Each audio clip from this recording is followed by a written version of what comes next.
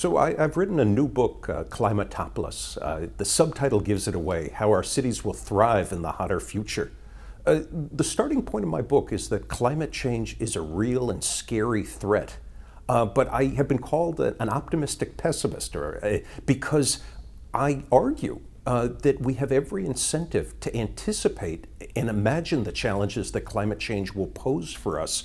And the first step in protecting ourselves and our loved ones is to be prepared.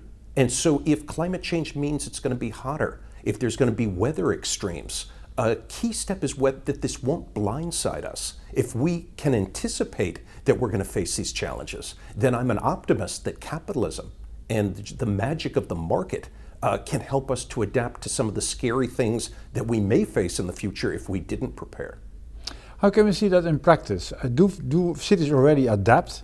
So there's an element, so people in cities adapt. Let's do an ugly case. In the summer of 2010, Moscow had a horrible heat wave that killed thousands. I was shocked by this, and it was deadly.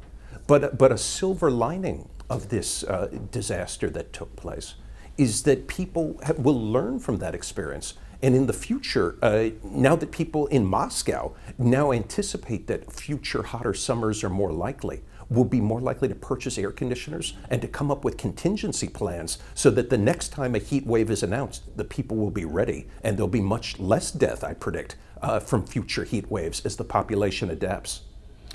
Do you think there's a big difference in adapting in cities in the developing countries and in the Western world? Absolutely.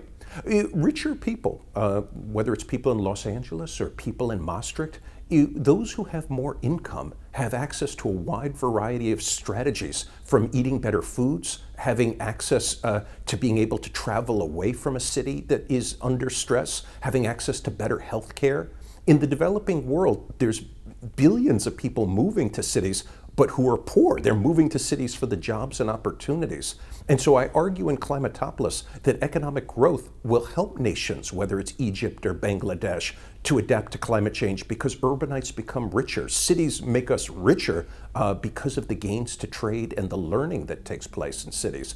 But we need people, for people to cope with climate change, we need people in the developing world to get richer. How can we move on from climate change to sustainability?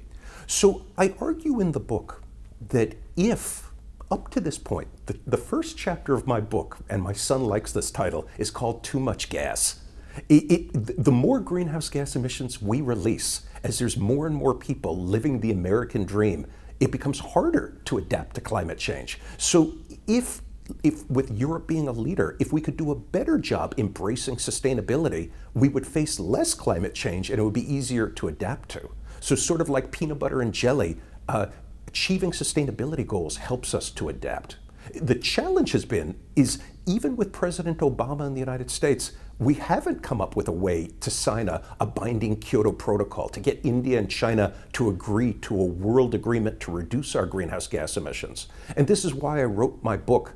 With greenhouse gas emissions rising, with world population growing, with rising per capita income, climate change is a reality. I'd love to see the world embrace sustainability. It would make adaptation much easier, but we have not taken our medicine and we're going to face serious consequences. But we know this.